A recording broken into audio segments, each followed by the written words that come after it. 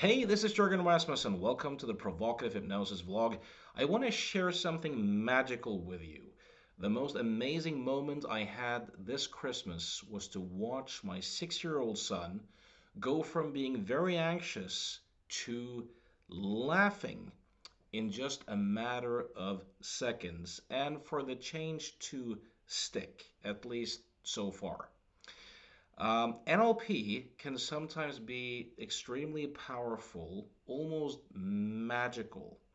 Now, of course, if you know a little bit about NLP, you know that it's not NLP in of itself because techniques have no inherent power. It's always what the person can meaningfully respond to.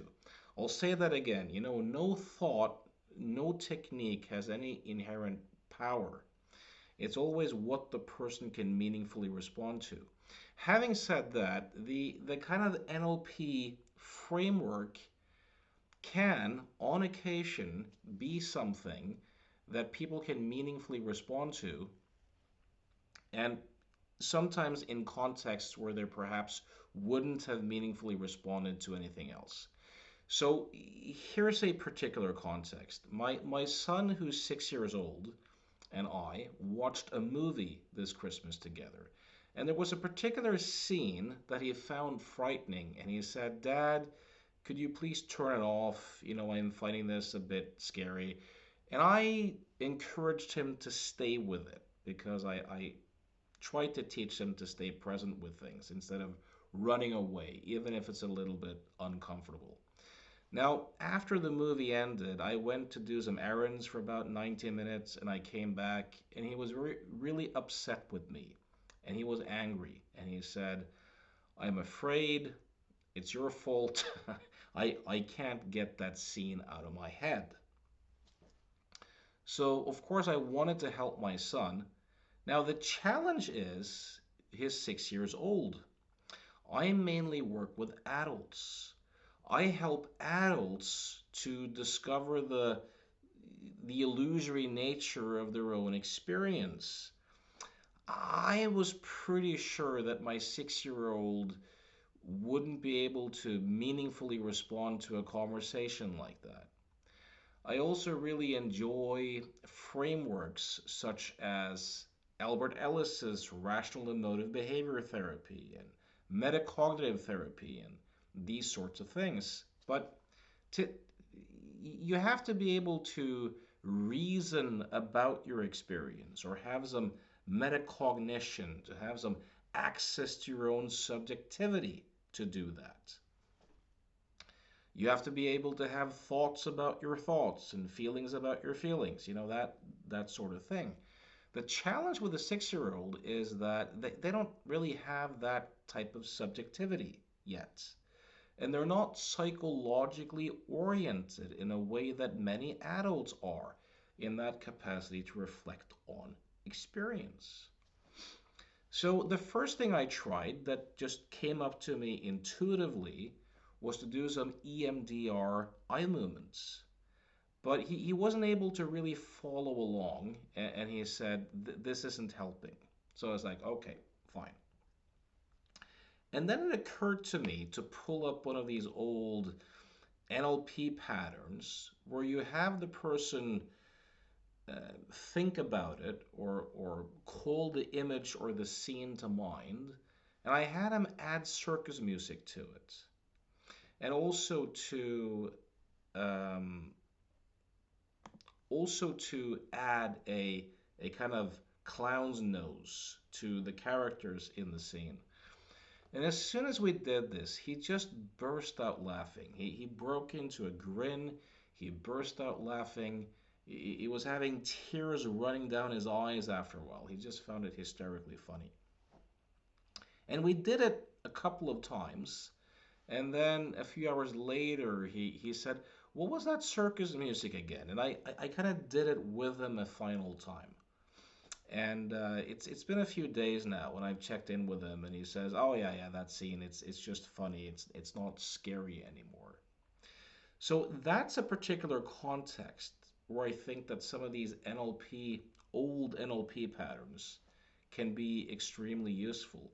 I don't think my 6 year old son, in a context like that, would have responded well to, let's say, CBT, cognitive behavior therapy, or rational emotive behavior therapy, or um,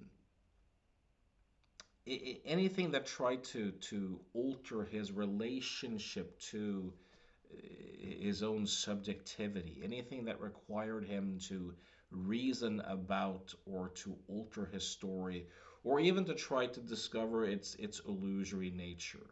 I think that would have been a stretch too much.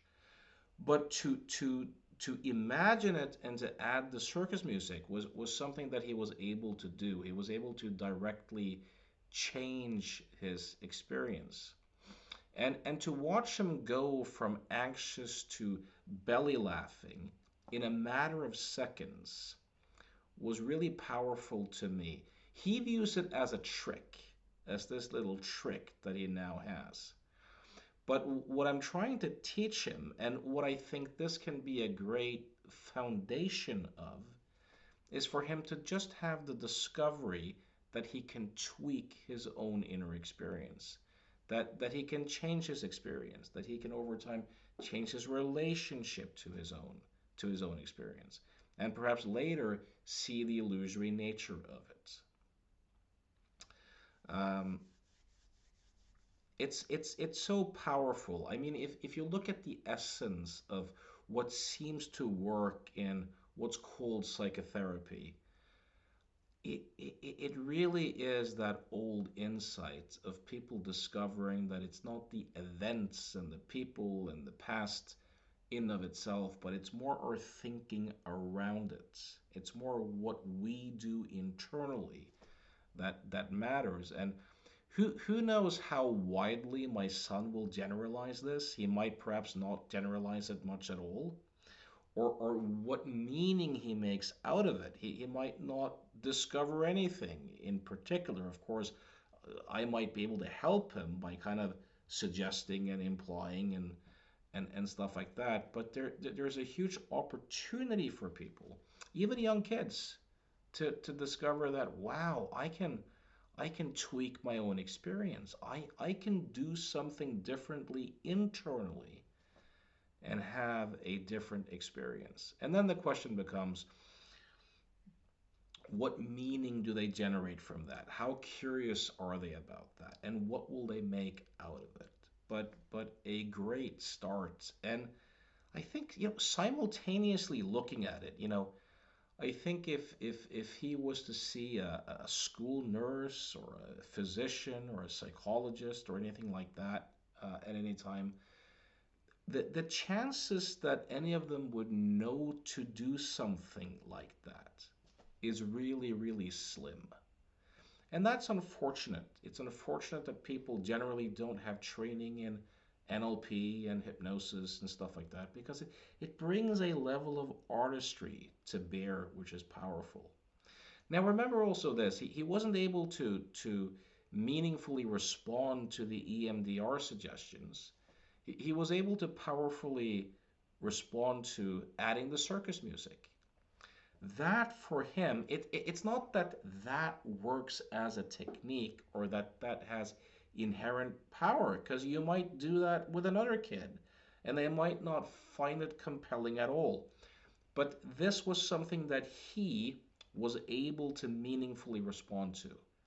Now, if you have a bunch of these, let's say, moves or games or patterns that you can introduce that someone can play with, then of course you increase the chances that you create a context where you offer something that that particular person, in fact, meaningfully can respond to.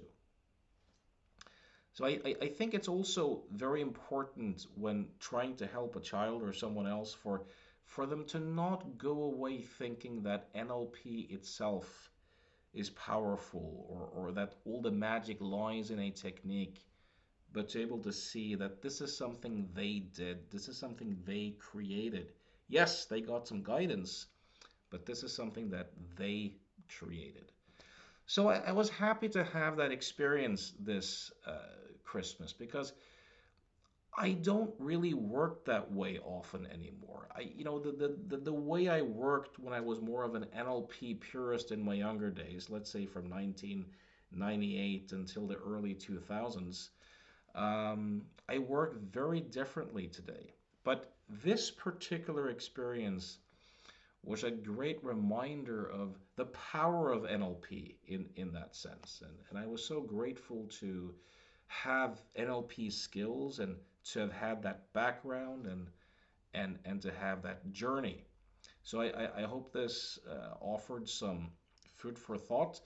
Also, as we begin the new year, if you're curious to learn my psychological illusion model, how I actually work with people today, there is a online training, 2-day training coming up February the 15th and 16th, 2025, where you can learn the psychological illusion model. You also get access to 15 hours of actual client sessions with follow up over time. 15 hours of real client sessions, not seminar demos, but real client sessions. And there's an opportunity based upon those sessions to do a modeling project with me after the course. We'll talk more about that during the course.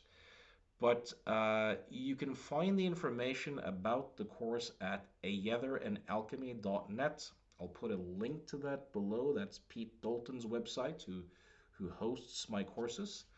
And if you're looking to work with me personally or to explore whether you and I could be a good fit, know that I see clients from all over the world online.